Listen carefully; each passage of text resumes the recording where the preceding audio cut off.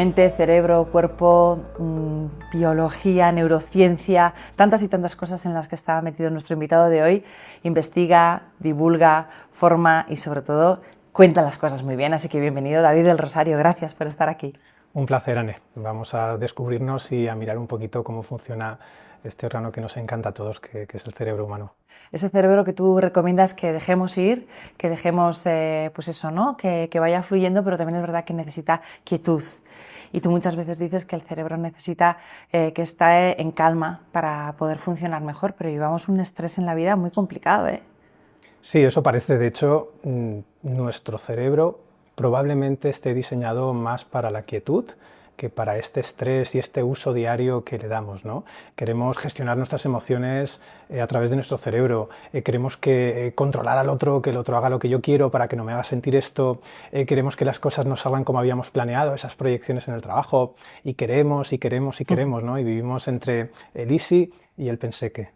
¿Y se puede controlar la emoción de alguna forma que no sea a través de nuestro cerebro? La emoción, en realidad, cuando yo hablo de cerebro, al menos el cerebro que yo veo, el cerebro que yo investigo, es un cerebro que termina en los dedos de los pies, en las uñas.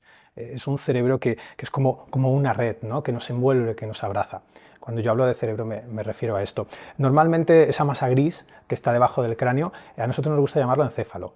Entonces, nuestro cerebro está por todos lados, no tiene límites. De hecho, en nuestro cerebro hay una cosa muy interesante que se estudia también en neurociencia de la percepción, que es que nosotros generamos en un espacio que se llama peripersonal, que es un espacio que está muy cerquita nuestra. Si nosotros, por ejemplo, entrenamos a nuestro cerebro, podemos hacer que un bastón forme parte de nuestro cuerpo y que él lo trate como tal. De tal manera que si tú realizas alguna acción violenta sobre ese bastón, mi cerebro, sus centros del dolor, reaccionen como si estuviera infligiendo un daño a mi propio cuerpo, ¿no? Por eso digo que el cerebro realmente no tiene límites. Sin embargo, si lo estamos sometiendo todo el tiempo a algo, una actividad para la cual él no está diseñado para funcionar de manera sostenida, puede ser que ahí hagamos un poquito o haga un poquito de aguas, ¿no? No sepa qué hacer exactamente con lo que le estamos pidiendo, pero todo parte de ahí, ¿no? De tomar conciencia de qué le estamos pidiendo a nuestro cerebro. Estás pidiéndole, por ejemplo, a tu cerebro que gestione una emoción, cuando esa emoción muy probablemente haya sido diseñada por tu cerebro para ser sentida. Claro, pero ¿cómo sé yo que está preparada o diseñada para ello? Es muy fácil, si al final en tu día a día empiezas a mirar, echas la vista atrás. Llevamos muchísimo tiempo tratando de controlar nuestras emociones, que sean de una determinada manera, concretamente positivas o como mínimo neutras, que no se nos quede esa sensación desagradable, ese vacío mucho tiempo, y cuando tenemos esa sensación de positividad tratamos de mantenerla, nos ponemos también en lucha, nos ponemos también en huida de emociones negativas. Cuando yo llevo toda la vida haciendo eso y veo simplemente que no soy más feliz, ahí se abre la posibilidad de decir, ostras, y si estas emociones no estuviesen ahí diseñadas por mi organismo, no estuviesen puestas en mi mente para que yo, ser humano tan inteligente, las eduque o las gestione, sino simplemente para ser sentidas. Y te preguntes, ¿hace cuánto tiempo que no sientes de verdad? ¿Hace cuánto tiempo que solo gestionas? Que solo tienes que iniciar una acción para que esto no siga o para que esta otra emoción venga. O me viene al pelo también, de repente me ha venido la idea de cuántas veces nos contraemos por algo, una información que nos llega desde una fuente externa, nos contraemos y nos decimos no le des importancia a esto y lo dejas pasar, pero ahí ha quedado y está sin resolver. Así es. Nosotros, digamos que un poco vivimos la vida más o menos con lo mejor que podemos, pero con los conocimientos acerca de nosotros mismos que tenemos. Esta herramienta que tú has descubierto, que estás poniendo encima de la mesa, se llama la atención. Nosotros sabemos que aquello en lo que mi cerebro pone la atención, ese es el elemento protagonista, es el foco que alumbra a la actriz o al actor en el escenario. Sin embargo, el resto del mundo desaparece. Nosotros nos hemos dado cuenta de que si yo quito mi atención de algo, y ese algo puede ser algo negativo, ese algo negativo parece, en un principio, que duele menos. Sin embargo, al final, ¿por qué haces ese gesto? Por miedo, para no sufrir.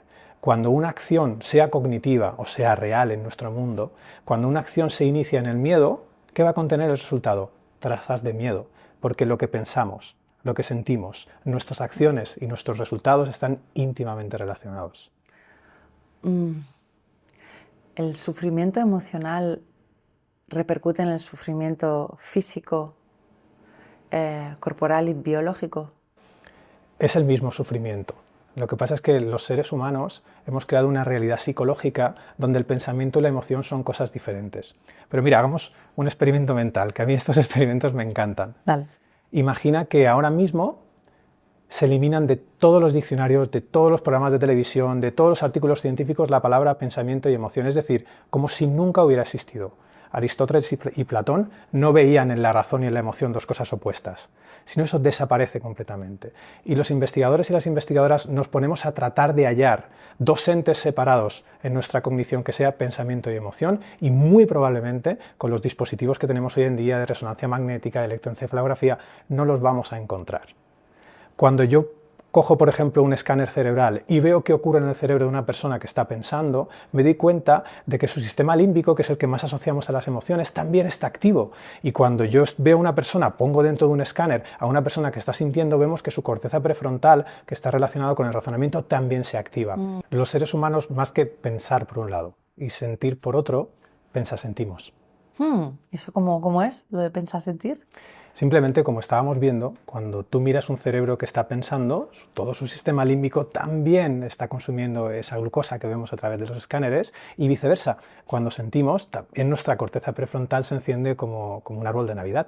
Wow. Entonces estamos todo el tiempo dándonos cuenta de que, a pesar de que el ser humano ha separado esta realidad psicológica en pensar y sentir, parece que el mundo no va como pensamos, sino que el mundo va como va. Y es esta nueva forma de ver, de entender las pensaciones, lo que pone encima de la mesa una de las características para mí más importantes de nuestro cerebro y que nos llevan a asumir la responsabilidad de lo que vivimos.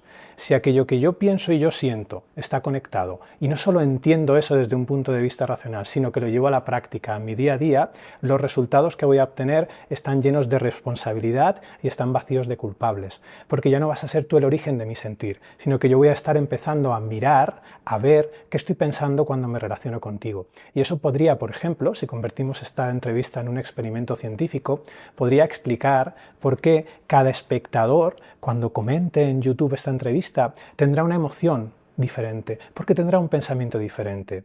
Si aquello que yo siento proviene de ti, todos esos comentarios en este YouTube deberían ser exactamente iguales, sin embargo no lo son. ¿Por qué?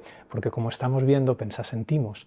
Y ese origen de mi sentir no está tan relacionado con el mundo exterior, que, como veremos y descubriremos, sí que tiene cierta influencia, pero está muy influenciado y muy impregnado de aquello que yo estoy pensando en ese momento. Por eso no podemos apartar en nuestra realidad psicológica el pensamiento por un lado, el sentimiento por otro, sino que tenemos que abrazarlos y tomar conciencia en nuestro día a día de que sentimos. ¿Podemos adiestrar la forma en la que pensamos? ¿Podemos entrenarla para pensar de una manera más acorde a lo que es bueno para nuestra biología? No se le puede engañar al pensamiento, te explico por qué. Si yo ahora mismo te pido que dejes de respirar para siempre, probablemente te darás cuenta de que a los pocos segundos, o incluso si lo haces muy bien en 1 minuto, 2 minutos, tu bulbo raquídeo te va a decir: Anne, déjate de tonterías, y te va a forzar a respirar. Eso quiere decir que la respiración es un proceso medio voluntario, medio involuntario. Yo puedo elegir la cantidad, por ejemplo, de volumen de aire que quiero inspirar y a qué velocidad, pero sin embargo yo no soy el que hace que ese oxígeno llegue a mis células. Hay todo un árbol bronquial y hay todo un aparato respiratorio que se encarga de eso, ¿no? De montar ese oxígeno en los glóbulos rojos. Esa parte involuntaria, que también está controlada por mi sistema nervioso autónomo, es la que yo no puedo hacer nada. Con el pensamiento pasa un poco lo mismo. Hay una parte voluntaria, que ahí yo sí que puedo hacer, y una parte involuntaria, que es que mi pensamiento surge con la misma naturalidad, por ejemplo, que mi corazón bombea una porción de sangre o mis pulmones bombean una porción de aire. Es su función pensar. Por lo tanto, cuando yo me doy cuenta de que una de las funciones de mi cerebro es pensar, entre otras muchas, empiezo a abrirme la posibilidad de preguntarme cómo es mi relación con ese pensamiento. Y ahí está mi parte activa, ahí está lo que yo puedo hacer, cómo yo me relaciono con eso que piensa mi cerebro. Y ahí es donde puedo convertir lo que mucha gente llama culpa en responsabilidad. Nadie se puede sentir culpable de lo que piensa su cerebro. Es una tontería. Es como sentirte culpable porque el camión de Coca-Cola es rojo. No tiene ningún sentido. Sin embargo, sí que puedes empezar a asumir cómo piensa tu cerebro y cómo te relacionas con él. Y antes has dado la clave, la atención. La atención es la herramienta que nos permite relacionarnos de una manera coherente con las cosas que piensa nuestro cerebro. Qué bueno, y eso sí que se entrena y tiene mucho que ver con la parte de la meditación y de la presencia, ¿no?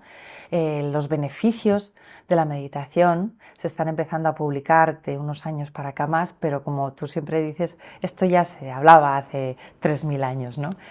¿Cuáles son los beneficios medibles ya, tú que estás en el ámbito de la ciencia y que demuestran en qué se traduce esa práctica de la meditación? Si nosotros analizamos hoy en día, Anne, cómo es la vida de un ser humano cualquiera, nos damos cuenta de que estamos todo el tiempo en una cosa que en el mundo de la bata blanca llamamos la respuesta de lucha-huida. Estamos todo el tiempo en un estado de supervivencia, en una biología de la supervivencia que, como vemos, pone, no sé, con la soga al cuello a nuestro organismo. Si nuestro organismo no está diseñado para funcionar todo el tiempo en ese mecanismo de la supervivencia que está capitaneado por los glucocorticoides y por la adrenalina y la noradrenalina, entonces ahí va a pasar una serie de cosas a nivel bioquímico, una serie de redistribuciones energéticas en todo mi cuerpo que va a comprometer todos los procesos a largo plazo. Cuando yo empiezo a asumir las cosas que estoy pensando y sintiendo, que no es más que una forma de meditación aplicada al día a día, para meditar no hace falta cruzar las piernas o descargarte una aplicación y pagar 60 euros cada 6 meses, tú puedes meditar simplemente observando cómo es la relación con las cosas que piensa mi cerebro. Cuando tú empiezas a hacer eso, lo que ocurre en tu sistema cognitivo es que hay una reorientación de la atención. En lugar de ir hacia afuera, va hacia adentro. Conforme tú vas incidiendo, ese surco, esa red neuronal se va marcando y por lo tanto lo único que yo voy a hacer es entrenar a mi cerebro para que haga el gesto mental, en lugar de reactivo hacia afuera, interno. Conforme yo voy asumiendo eso, la probabilidad de que esta respuesta al estrés se dispare empieza a disminuir. Fíjate que para hacernos una idea, por ser prácticos, cada vez que activamos entre 8 y 12 veces al día esta respuesta de lucha-huida, que puede ser principalmente por un pensamiento de, oh, a ver si va a gustar esta entrevista, si yo le presto atención sostenida, respuesta al estrés. El nivel de glucocorticoides en mi organismo hacen un pico y conforme yo voy concatenando entre 8 y 12 respuestas de lucha-huida en el mismo día, más o menos los niveles de esas hormonas que estamos hablando, de esas palomas mensajeras, permanecen estables. Estoy oficialmente, Anne, en la biología de la supervivencia. La meditación, es decir, revisar, volver a mirar la manera de relacionarme con las cosas que piensa mi cerebro, lo único que hace es no disparar eso de manera automática, sino darme la posibilidad de decidir. Y aquí está la clave. Yo puedo decidir. Claro. Exacto. Claro, revisar cómo nos relacionamos con esos pensamientos y con esas reacciones reactivas, o sea, lo que nos llega, requiere de un conocimiento. Yo observo mucho cuando llega algo que me contrae, rápidamente, como con un bisturí, lo desmenuzo y me pregunto por qué y para qué ha venido a contraerme, le quito peso y relativizo bastante, primero porque es un mecanismo de defensa que tengo, porque gana más eso que el, ¿no? De repente es como, wow, a ver, ¿esto qué me está pasando? ¿Para qué ha venido y con qué lo asocio? ¿Y hasta qué punto es real? ¿No? Pero lo hago casi de manera automática y estoy muy cómoda ahí porque me facilita encontrar las respuestas para automáticamente después calmarme, pero necesito entender por qué y para qué. La comprensión de que eso que está llegando es un input externo y que no es mío y que yo le estoy haciendo una interpretación aquí y ahora con las herramientas y recursos que tengo, me ayuda muchísimo a gestionar mejor lo que me pasa. Pero no sé si hay otras cosas que podemos hacer para observar y recalcular mejor. Cada cual tiene un cerebro y lo puede usar de 1000 maneras, ¿no? Para poder responder a esa pregunta con propiedad habría que estudiarla todas, claro. Y creo que eso no tiene sentido. Pero hay una cosa muy interesante de lo que planteas, de lo que pones encima de la mesa, que es el poder de parar. Para tú poder hacer todo eso, tienes que parar. Y precisamente lo que los seres humanos no hacemos es parar. Estamos todo el día en ese influjo, ¿no? En ese, oh, hay que hacer esto, hay que hacer lo otro, que parece siempre que nos faltan horas en el día, ¿no? ¿Eso engancha? ¿Es droga? Quiero decir, ¿crea adicción? Desde un punto de vista bioquímico, sí. Sí, ¿no? No solo a nivel bioquímico, sino también a nivel de sensaciones, a nivel de cómo yo me siento. Está como hiperocupado, ¿no? Claro, parece ser que en esa sensación de... sentirnos capaces de hacerlo todo, de abarcarlo todo. Es donde radica el éxito. Sí. Parece al final que, por ejemplo, el que no está estresado o no sufre es que no le importa vago, o no le gusta su trabajo. Sí. Vivimos un poco con muchas ideas acerca de nuestro día a día que tenemos que revisar. Observa que cuando tu cerebro te lanza una propuesta neuronal que es un pensamiento y tú le prestas atención sostenida, si yo hago eso reiteradas veces, al final pasa a ser una creencia. Esto nos enseña de que las creencias en sí mismo no nos limitan. Lo que nos limita es usar ese pensamiento. Por lo tanto, si yo empiezo a mirarme, porque yo me considero un ignorante profesional, si empiezo a remirar lo que estoy pensando, me estaré dando cuenta, por ejemplo, de que yo le doy la condición de hecho sin pestañear. Cuando yo le doy la condición de hecho a un pensamiento, para mi percepción, eso que estoy pensando es verdad. Y mis sentidos, no solo mis sentidos, sino también mi aparato sentidor, mis emociones se reconfiguran de tal manera para que aquello que yo estoy pensando sea coherente. Y aquí descubrimos una de las claves de nuestro cerebro. A nuestro cerebro no le importa la verdad, lo que le importa es la coherencia. ¿La coherencia entre qué? Entre lo que estoy percibiendo, lo que estoy pensando y lo que estoy sintiendo. Por eso este gesto de parar, que tú nos enseñabas, para mí es el primer paso. Luego a partir de ahí cada uno puede seguir o puede tejer sus propias estrategias, pero el valor no está en la estrategia, está en el parar y en el volver a mirar. Y eso es un gesto de ignorancia. Porque para volver a mirar te tienes que dar cuenta de que no tienes ni idea de vivir tu vida y de que la razón hace muchísimo tiempo que fracasó en su empeño de hacernos felices. Ay, yo aplico mucho el razonamiento, quizá demasiado, pero bueno, eso sería otro cantar. Hemos hablado de parar, de la importancia de la quietud, de los beneficios que tiene esto en nuestra propia biología. ¿Hay indicadores que nos digan que estamos parando de una manera adecuada? ¿Y a cuánto tiempo, a cabo de cuánto tiempo podemos empezar a sentir que eso está yendo por donde tenía que ir en cuanto a quietud, reposo, mente clara?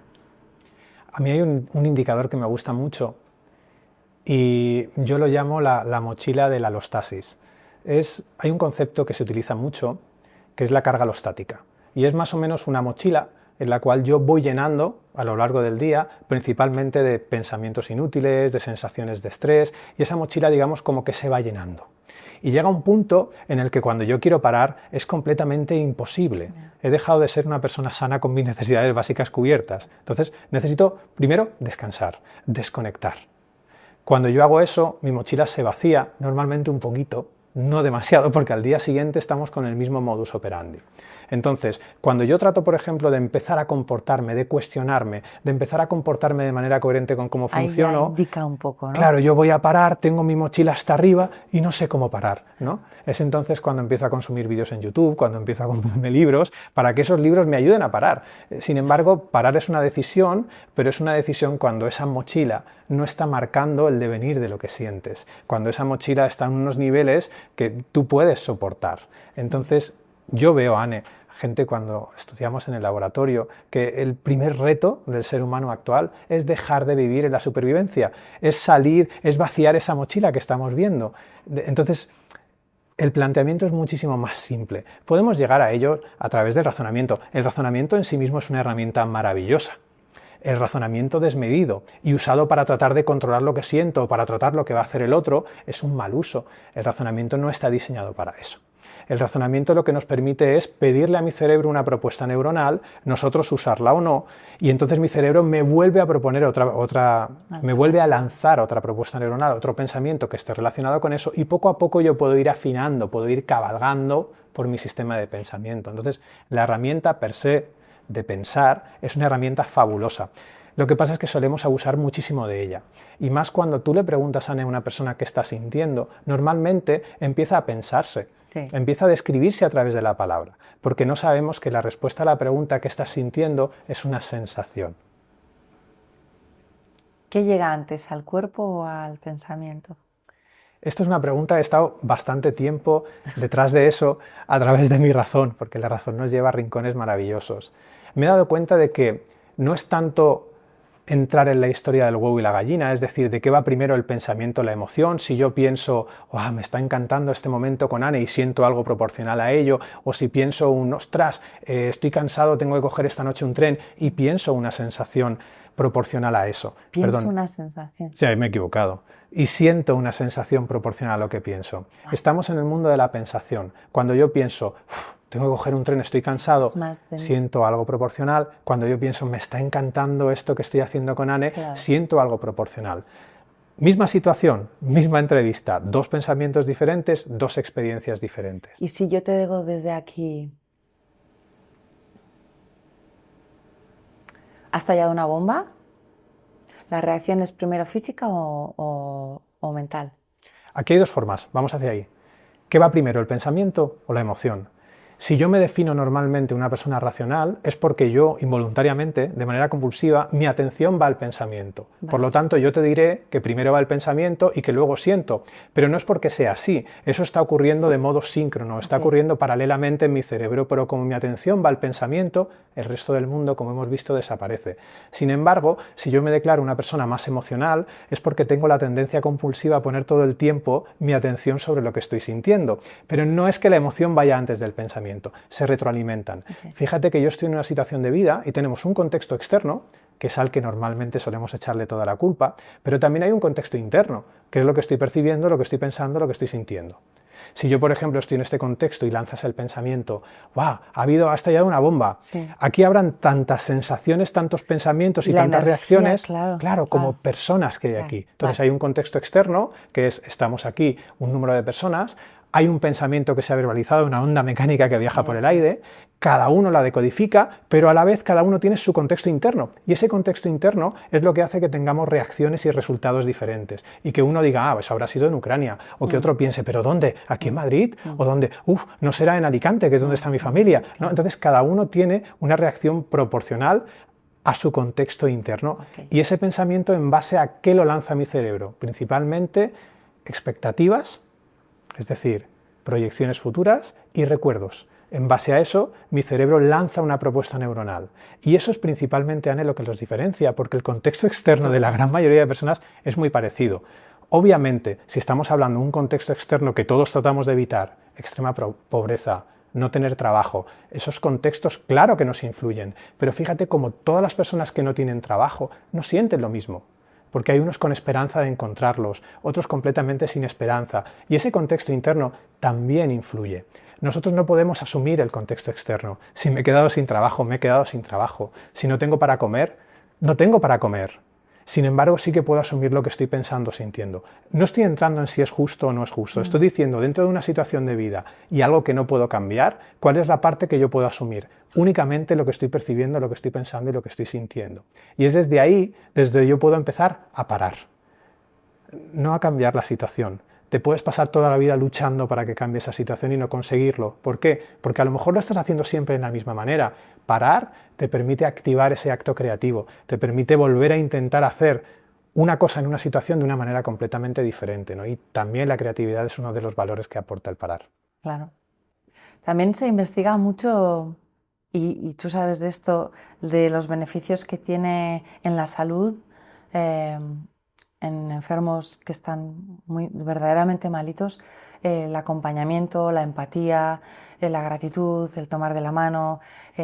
No es que sanen, pero sí que es verdad que la enfermedad se lleva mejor y no sé hasta qué punto se puede demostrar que ayuda a mejorar la salud, ¿no? Pero hay mucho de esto. Sí, de hecho, estamos en ello. La respuesta a la pregunta es, ahora mismo no lo sé, espero que dentro de 4 o 5 años pueda darte detalles y datos acerca de esto, pero sí que es cierto que a muchos investigadores e investigadoras nos está moviendo este tipo de preguntas porque estamos viendo, sobre todo los médicos, las médicas en las consultas, los enfermeros, las enfermeras, que si hay una conexión con este personal sanitario, la probabilidad, por ejemplo, de que haya una adherencia al tratamiento es mayor, que si hay una conexión empática, si se toca, si hay realmente algo auténtico y esa persona se siente acompañada, la recuperación es completamente diferente. Entonces estamos dándonos cuenta de la posibilidad de que un organismo en supervivencia enfermo reacciona de manera diferente a un organismo en presencia enfermo. Y esto es lo que queremos estudiar. ¿Y cómo podemos promover eso? Dentro de 4 o 5 años te vuelvo a preguntar, porque sé que hay muchas cosas que todavía no se pueden publicar ni decir porque estáis en ello, pero sí es verdad que hace 5 años estudiabas cosas de las que hablas ahora. ¿Cuáles son esas que eran inimaginables y que hoy en día son plausibles y puedes decir, señores, señoras, esto es ya una realidad, ¿no? Las pensaciones, Anne, las pensaciones son una realidad. Yo, en este mundo de la neurociencia cognitiva, había muchas cosas que realmente no saciaban mi sed de conocimiento. No explicaban qué yo estaba pensando, sintiendo. No explicaban qué ocurría en mi vida, no explicaba esto de parar, no explicaba cómo realmente yo, viviendo la misma situación que una persona que era un compañero de pupitre, habían 2 experiencias de vida completamente diferentes, no lo explicaban. Pero son cosas que ya más o menos se intuían o se explicaban en civilizaciones anteriores, ¿no? cual. La ciencia ahora mismo lo único que estamos haciendo es darle un repaso a lo que se estaba diciendo hace 3000 años. Lo único que a nosotros nos encantan los numeritos, nos encanta medir cosas, y lo único que estamos haciendo es mirar desde una perspectiva diferente algo que se ha mirado de 100 perspectivas. Estamos en la era de la ciencia está de moda, la neurociencia está de moda, y eso nos hace perder de vista algo para mí muy interesante, porque yo creo que nos nubla un poco. Nos creemos que un descubrimiento hecho desde la ciencia es mejor que un descubrimiento hecho desde la espiritualidad o desde el arte, y no es así. La ciencia sirve para acceder a un espacio que es desconocido desde un punto de vista muy concreto, que son los aparatos que somos capaces de inventar y medir.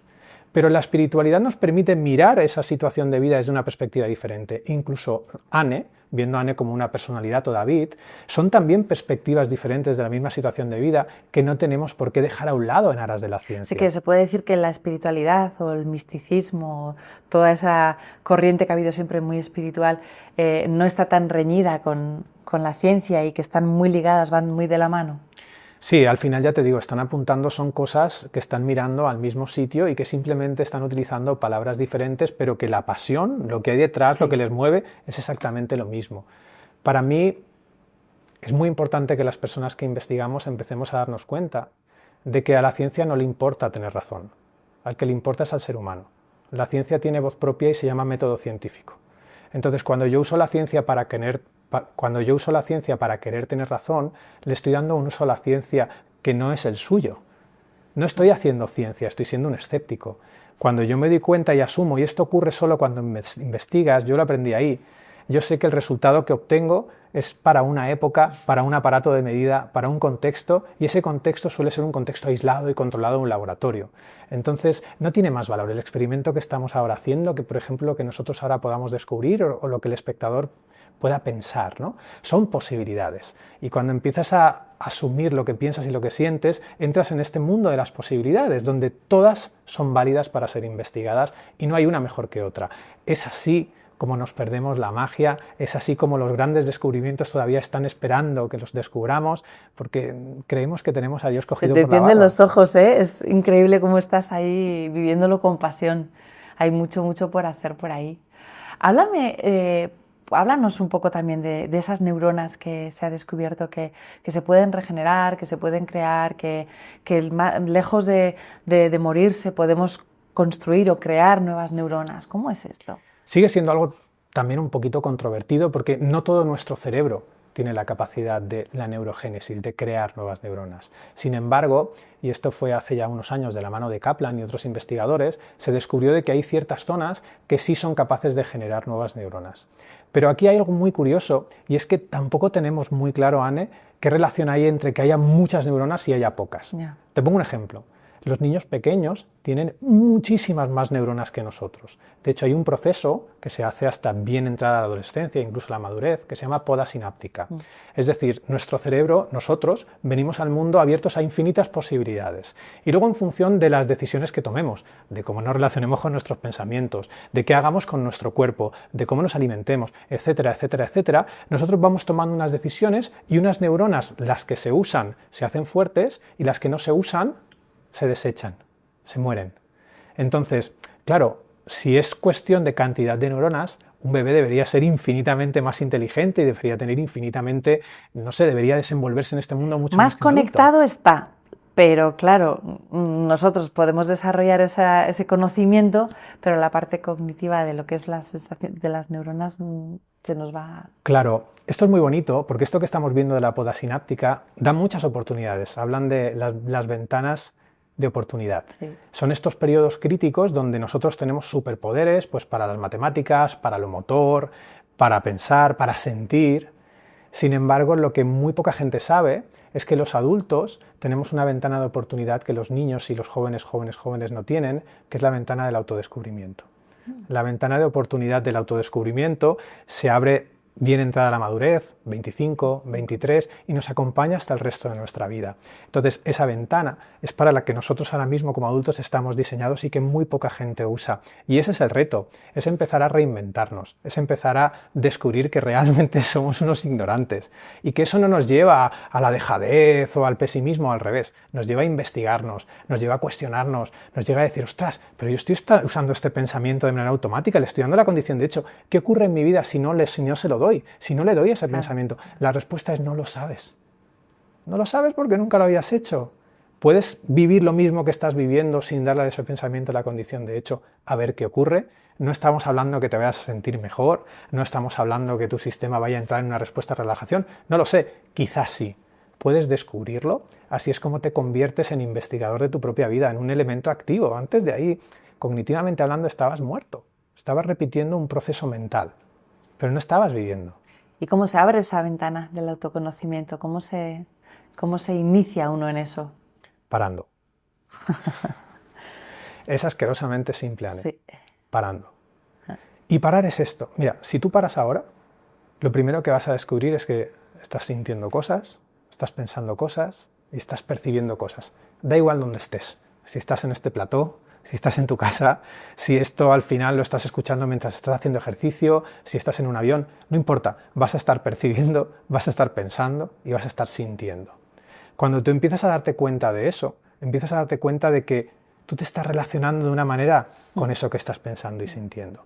Y empiezas a darte cuenta que nunca antes te habías parado para ver cómo era esa relación.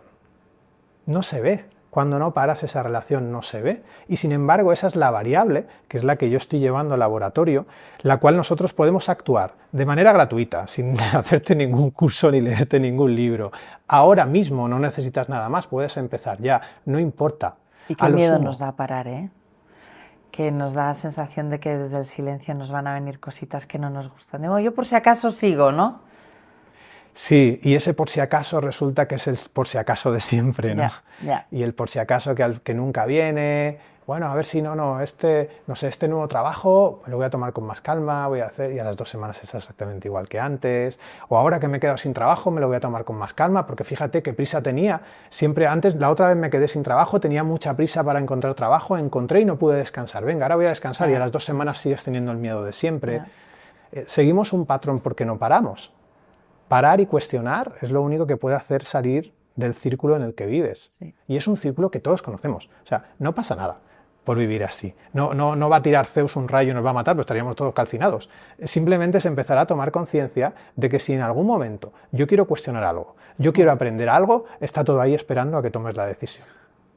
Hay 2 cosas de las que te quiero preguntar que tienen que ver con la parte más de ciencia, que me cuentes de si los telómeros, de eso que se habla tanto ahora, se puede evitar que se acorten y cuál crees tú que es la forma desde tu visión. Y luego te pregunto sobre corazón y cerebro también, que me gusta mucho. A ver. Vamos, al final el tema de telómeros no es el campo en el que yo estoy más al día. Creo que en el que sí que estoy más al día también a veces considero que me falta también mucho por investigar. Pero sí que dicen que influye mucho el cerebro en la parte de los telómeros, ¿no? Sí, de hecho sí que ha habido una relación entre su acortamiento y la edad biológica del cuerpo y los años que puede a lo mejor una persona vivir con salud, ¿no? Sí que hay una relación, se ha visto que Acaban de publicar cosas hace poquito sobre eso, ¿no? Sí, se ha visto que estas palomas mensajeras de las que hablábamos antes, que son los glucocorticoides y la adrenalina y noradrenalina, sostenidas en el tiempo, es decir, someter a los telómeros a la biología y la supervivencia, pues no les hace mucha gracia y terminan acortándose. Es decir, nosotros de nuevo, igual que hemos hecho con los pensamientos y las emociones, hemos hecho con la mente y el cuerpo. Hemos creado una realidad psicológica donde son 2 cosas separadas, pero cuando las vas a estudiar es que no hay forma de separarlas. Tenemos que hacer esfuerzos tremendos para estar hablando de una cosa y perder a la otra de vista, porque sabemos que cualquier movimiento a nivel biológico puede suponer un cambio a nivel mental, a nivel cognitivo. Entonces, desde el punto de vista práctico, que es mi día a día, que yo investigo, cualquier cosa que promueva esa biología y la supervivencia tiene la capacidad de acortar esos telómeros. Se estresa. Claro, como mínimo, hasta que se estudie y se demuestre que no. Entonces, sin embargo, lo que yo veo es que hay muchas maneras que podemos empezar, muchas relaciones que podemos empezar a probar para empezar nosotros también a convertirnos en investigadores de nuestro día a día, ¿no? Y alguien puede estar escuchando esto y decir, sí, mira, llevo a los críos al colegio, voy a trabajar y encima ahora otro trabajo a investigar y encima mal pagado, porque no te van a pagar nada. No, pero sí es verdad que tener un propósito de vida, como se habla en el Ikigai, en los estudios de francés, hay muchas cosas que influyen para que una persona se sienta plena y no viva bajo estrés y que no influya también en la calidad de vida posterior y en tu propia biología, ¿no? Exacto. El hilo del que estirar es el siguiente pensamiento que tu cerebro te proponga. Es la siguiente sensación que tú veas que está conectada con el pensamiento. Ese es el hilo. O sea, ¿por dónde empiezo? Por ahí. Vale. Por el siguiente pensamiento que te proponga tu cerebro. Simplemente ya haciendo ese gesto, fíjate lo que estamos viendo, es muy potente. Primero has parado y estás empezando a ver a tu pensamiento de una manera completamente distinta. Ya no eres tú quien lo piensa, sino que reconoces que ese pensamiento simplemente es una de las funciones más de tu cerebro. Tu cerebro bombea pensamientos con la misma naturalidad que tu corazón bombea sangre o los pulmones aire. Cuando tú ves esto, empiezas realmente a ver tu capacidad de decidir qué hacer con ese pensamiento. Hasta ahora no tenías la capacidad de decidir nada. Yeah. Ese pensamiento te llevaba. Claro, era tu caballo, tú ibas en la carreta y ese pensamiento te llevaba por todos los sitios. Una vez se te salía una rueda y tú decías, venga, vamos a arreglarla, ¿no? Y tratabas de mantener tu chiringuito de la realidad un poquito como siempre, ¿no? Y dices, ¡guau, es que qué duro es vivir! Sí. Bueno, qué duro es mantener tu sistema de creencias. Eso sí, pero ¿para qué quieres mantenerlo? Esta es la pregunta. ¿Tienes alguna prueba de que mantener? Me aferro a esa identidad, porque gracias a eso soy lo que soy. Entonces, si me descalabras y se me sale la rueda, la coloco otra vez bien y voy ahí diciendo, qué duro es esta. Bueno, pero como mínimo tengo una rueda, claro. Es cuadrada ya no está redonda de las veces que la he reparado, pero bueno, es una rueda, ¿no? Y ahí echamos manos de refranes, ¿no? De esto de, bueno, más vale malo conocido, en fin, todo este tipo de cosas, ¿no? Muchas veces yo me doy cuenta de que mi manera de vivir no tiene sentido, no lo tiene, y de que hago cosas y no sé por qué las hago. Aquí está la herramienta razón para cuestionarnos lo que decías tú, ¿por qué hago esto? Sí. Eso, lejos de llevarte a una aventura racional de, bueno, pues lo haré porque no sé qué, te lleva a una nueva experiencia. Sí. Si estás dispuesto a sentirte también, no solo a pensarte, porque nos encanta pensarnos, pero no sabemos sentirnos. De hecho, esto es una cosa que es muy curiosa. Cuando me puse a investigar a las personas en el laboratorio, personas como yo... ¿Cómo les investigas? ¿Que les pones un montón de electrodos por todo el cuerpo o qué se hace? Hay dos formas de hacerlo. Una es primero registrando su parte subjetiva, que es preguntándole a la persona, porque es importante. Al final tú puedes decir, mira, tienes este biomarcador o este sensor diciéndome esto, pero al final para esa persona lo que está sintiendo, esa su experiencia, es lo que vale. Entonces registrando esa parte por un lado y luego por otra eligiendo la técnica que mejor se adapte a lo que quieres medir. En este caso lo que yo utilizo principalmente es electroencefalograma, que son unos sensores que son capaces de captar la actividad de las neuronas piramidales que están por la corteza cerebral y biosensores también que midan sistema nervioso autónomo. Pues por ejemplo, una pulserita o 3 electrodos que me permita registrar la frecuencia cardíaca o la respuesta galvánica de la piel. Con todo esto que son señales que dibujan choricitos en el ordenador, que son ceros y unos al final para mí, pues con eso vas aplicando formulación matemática y a partir de ahí vas obteniendo unos resultados que correlacionas con una cosa que la persona está haciendo. Bueno. Más o menos esto es investigar. Cuando empezaste a investigar a las personas en el laboratorio, ¿estabas diciendo? Me di cuenta de que no sabían sentir. Ah. De que tenemos una urgencia por aprender a sentir. Somos expertos pensadores. ¿Cómo te sientes? Bueno, pues me siento así, pero claro, es que he venido, no sé qué, es que venía estresado, es que... ¿Cómo te sientes? No, bueno, pero ¿a qué te refieres? Nadie nos sentimos. Pararse a sentir es parar y empezar a localizar principalmente dos cosas. Lo podemos hacer ahora. Una sensación de bienestar o malestar.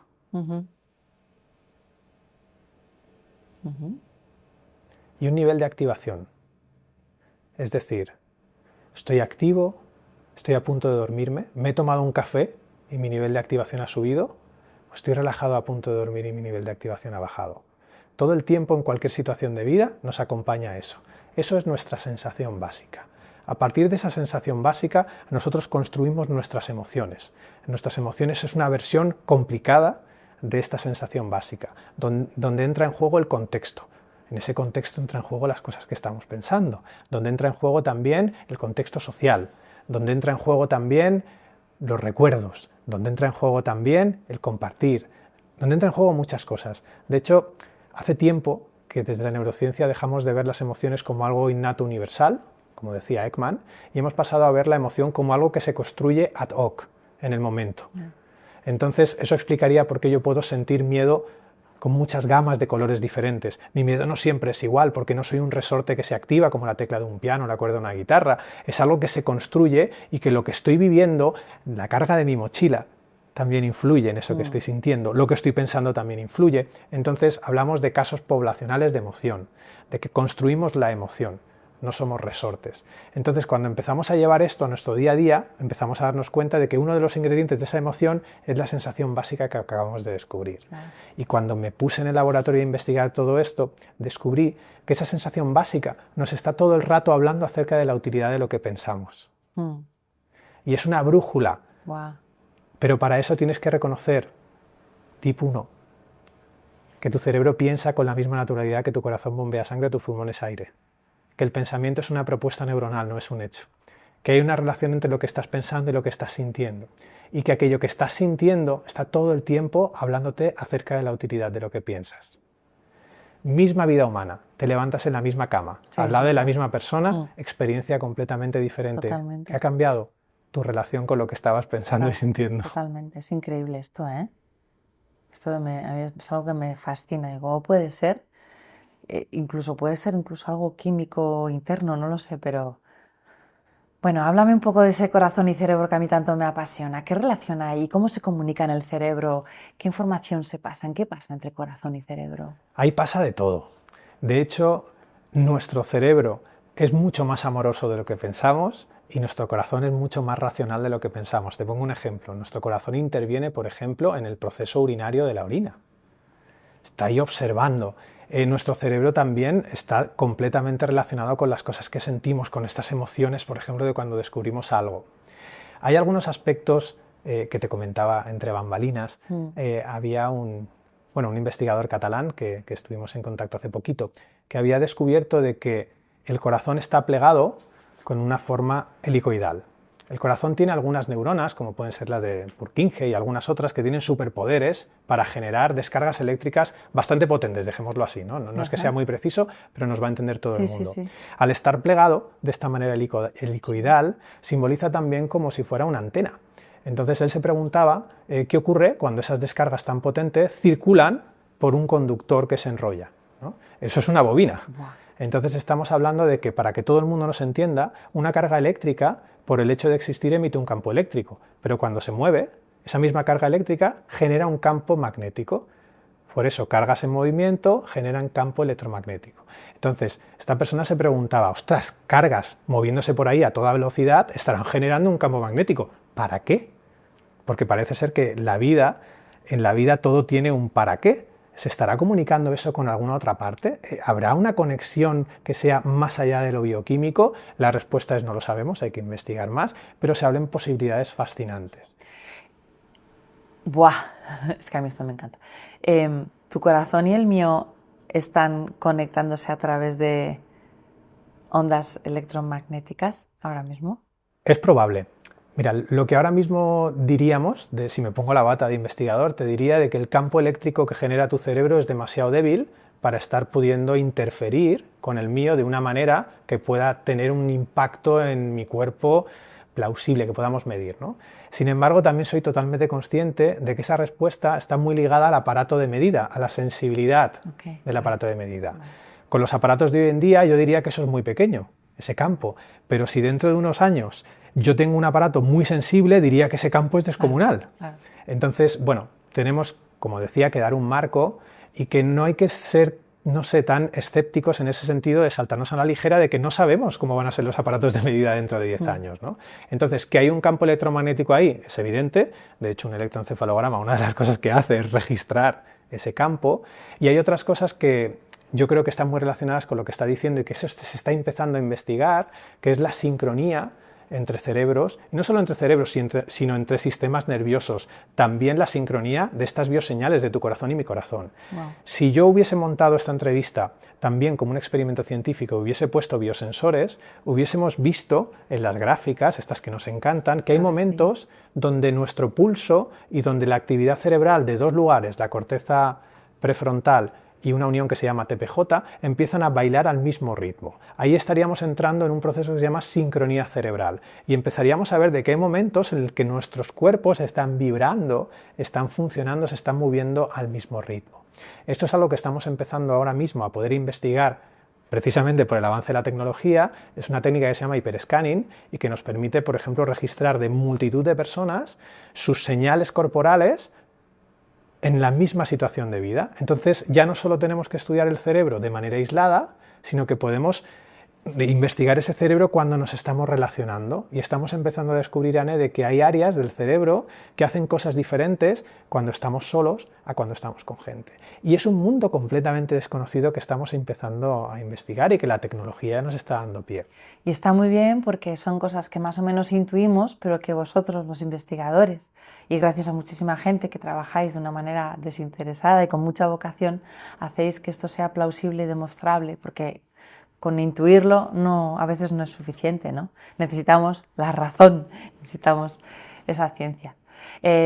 Antes de irme, cuéntame si se puede, en qué otros líos estás metido, qué estás investigando, hacia dónde crees que vas a ir ahora en tu búsqueda de respuestas. Una de ellas, y esto fue completamente fortuito, como ocurren al menos como me han ocurrido a mí las cosas impresionantes, estamos viendo qué efecto tiene el silencio sobre la proliferación celular y la expresión genética. Es algo que no estaba en el guión. Y la verdad es que es algo que me está haciendo reflexionar mucho, que me está haciendo parar mucho y es algo que me está haciendo cuestionar mucho.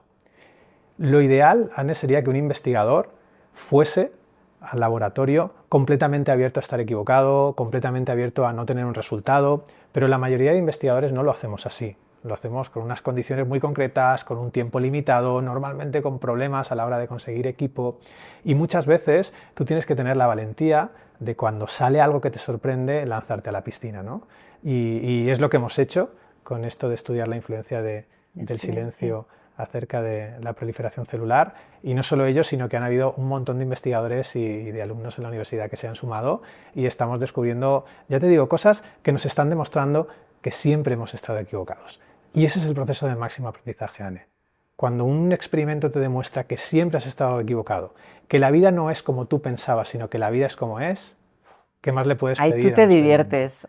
Para mí eso es como estar en, no sé, en un concierto de los Iron Maiden dando saltos y con mi camiseta. Te iba a decir rock and roll, te iba a decir es que es eso, Sí. porque así te veo, se te iluminan los ojos.